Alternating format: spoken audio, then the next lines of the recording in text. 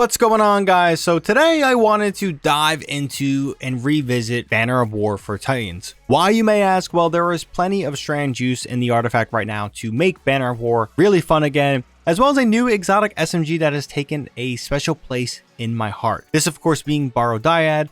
We won't go into much details on the exotic because there is a ton to cover, where it's so much to the point where it deserves its own video. This is kind of a one-of-a-kind exotic right now in Destiny. A lot going on, and it's very good and very intriguing. I will be putting in the dim link down below in the pinned comment and description a Mirror Imagio as an alternative. Both strand SMGs here are solid and kick some ass. Now, before we jump into it, just want to say, if you guys enjoy the video and want more from me, be sure to hit that subscribe button and bell to be notified on when I drop more content. With that out the way, let's jump in and talk about Banner of War. Banner of War, still extremely powerful. This hasn't changed much. I know it's seen a few different nerfs, so that means I won't go into detail about every little nook and cranny about Banner of War. This is something we all should be familiar with, and in general, it is very simple to proc. Strand has some powerful mods right now in the artifact to allow you to summon an army of threadlings. You can get your super comically fast, specifically with something like Sever, and then theoretically you can boost the damage of your super by 30% with an artifact mod. Now, there are some kinks to that, we'll talk about that. So it is refreshing to use Banner of War.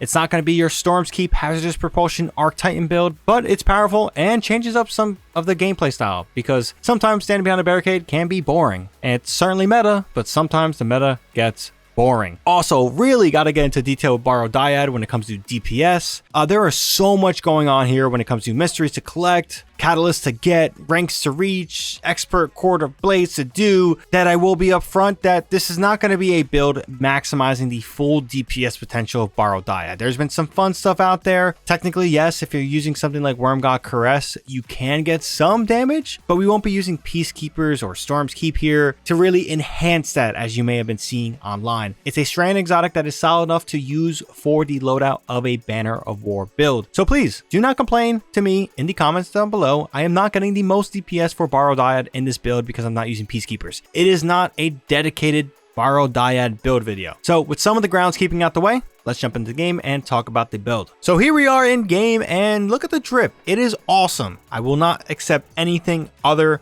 than awesome. I said that in my last one. I'll say that here again. This one rocks. So let's jump into strand real quick. Really straightforward stuff. We're using a rally barricade. We're using high lift supremacy over here, a frenzy blade, and a grapple melee. These are the cookie cutter standard to strand itself. You want to be using this one using the strand subclass. Aspect into the fray. This will allow us to increase our regen rate for our melees when we have woven mail. Incredible. This is a powerful aspect. And then when it comes to Banner of War, yeah, really just no explaining here. It's going to increase your melee damage. It's going to heal you. It's going to increase your sword damage. All it takes for you to do is just get a melee attack, a finisher, or a sword to raise the Banner of War. Glaive hits also count. The fragments are seeing a little bit of change when it comes to things we may have been using in the past. Now, for one, Thread of Generation, dealing damage generates grenade energy. This will help us with our grapple melee. Really good stuff, of course, or grapple grenade with the melee.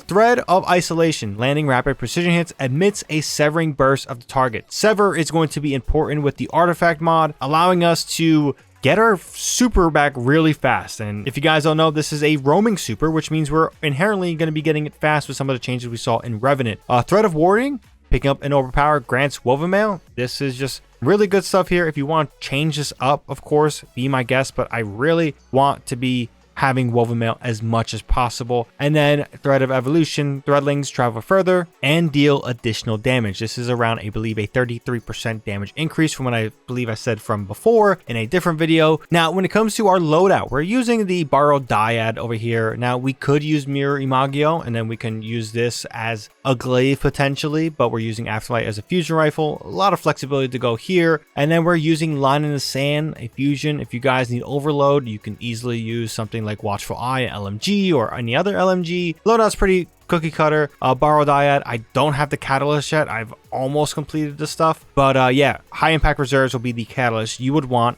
first, at least right now. Maybe something like Target Lock, but I don't think Target Lock is available at the moment. Exotic of choice for our armor is going to be Synthoceps. Worm God is a fair, equal exotic to use. We're using synthoceps because, well, we're looking for someone that's super damage buff when being surrounded. We are using artifact mod. I don't know if it stacks, but there is some little lingering issues potentially with it that maybe doesn't work properly with supers. But Worm God will basically have a higher melee damage potential, up to 275, and then I believe it gives you a 35% damage increase when you reach the full stack window.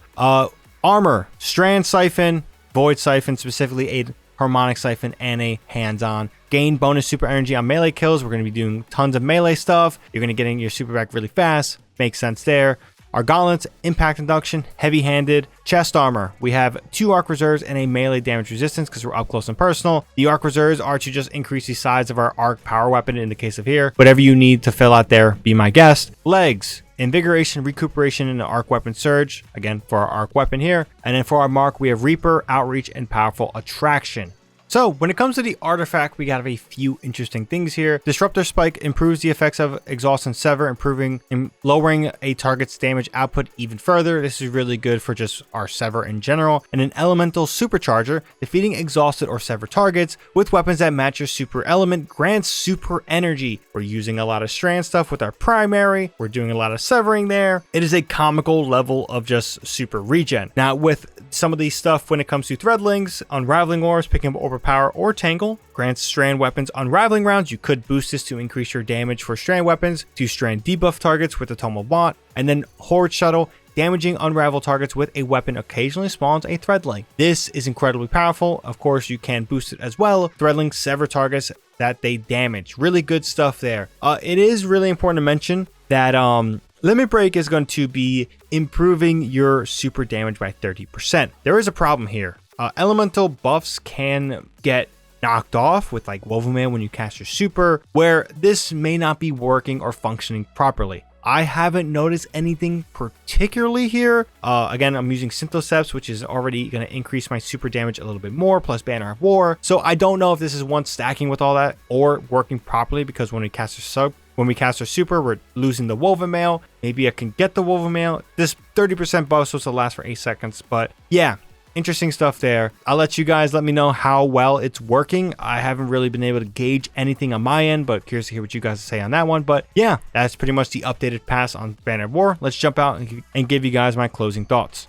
So hopefully this video is short and sweet for build videos for myself. It's kind of hard to tell with some of these scripts I'd be writing. Using Banner of War and Quarter Blades or Nether, it's a fun time. I really genuinely enjoy this build. It's a different way of just playing this game lazy. I don't really need to worry about my health. I am just smacking everything around my claws. I'm using the new Burrow Dyad Strand SMG. A lot of fun stuff here. Plus I am looking like a badass with that drip. But in general, leave your thoughts down below on this little updated pass on Banner of War. Not much has changed, but again, really important to mention. Now, if you guys enjoyed this video and found this video informative, be sure to drop this video a like. Helps out the video a ton. Like I said before, if you want more content from me, be sure to hit that subscribe button and bell to be notified on when I do drop more content. And of course, if you guys are looking to pull this build for yourselves, a dim link will be posted down below in the pinned comment and in the description, so you can just pull this for yourself. But besides that, that's pretty much all I gotta say on this one. Hope you guys have a good one. ShadowNinja here, and I'm out.